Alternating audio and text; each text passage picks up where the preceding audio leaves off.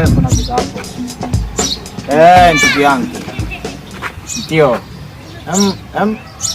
Subiri ndugu yangu nitakupikia. Muda si mrefu nafika hapo. Sawa? Ndio. Lolo. Okay.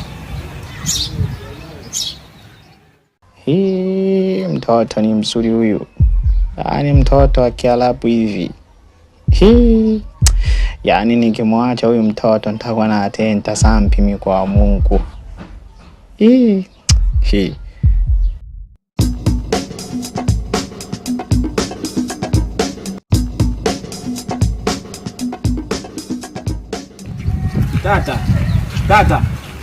Dada. Samahani kidogo, naomba tuongee. Samahani lakini eti.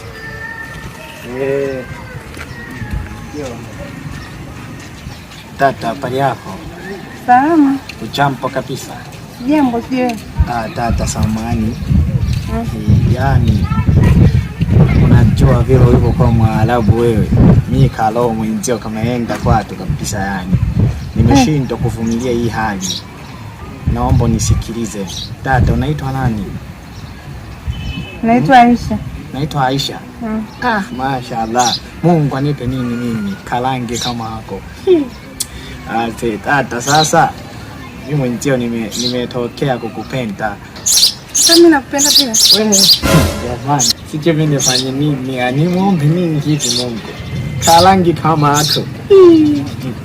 Jamani. Kio hivyo bwana. Unyambia unaitwa Aisha eti? Jina gazuri. Jina gazuri kweli. Yaani unatoa nini? Nyaacha Mungu. Kwetu si Shirombo. Shirombo kule Kagongo nyuma kama mbele. Ndio kwetu sisi. Mimi nataka nikuoe kabisa, nikupeleke kwetu. Yaani hata usijali. Wewe unaitwa Rajabu Karuta Hussein? Yaani mimi mwenyewe nimekupenda kwa moyo mmoja. Yaani hata sasa hivi tuondoke sawa. Kweli? Na hapo hivyo tunaelekea mjini kununua vifaa. Bidhaa zako. Kwenye begi huko una 500,000 na 100,000.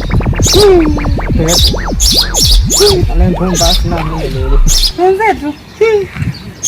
Yaani mimi nimekupenda kabisa kama ulivyonipenda. Yaani mimi ndo zaidi yako.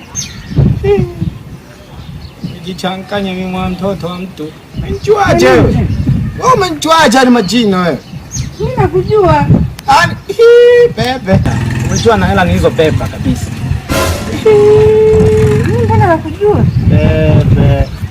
Hayo. Sasa basi. Yaani hata usijali mimi nimekupokea kwa moyo wote mmoja. Kuna shida gani? Vipi tena? Utakuwa sawa mtu wewe. Twende. Wewe umesema umenipenda jamani, na mimi nimekupenda, nimekubalia kwa moyo mmoja.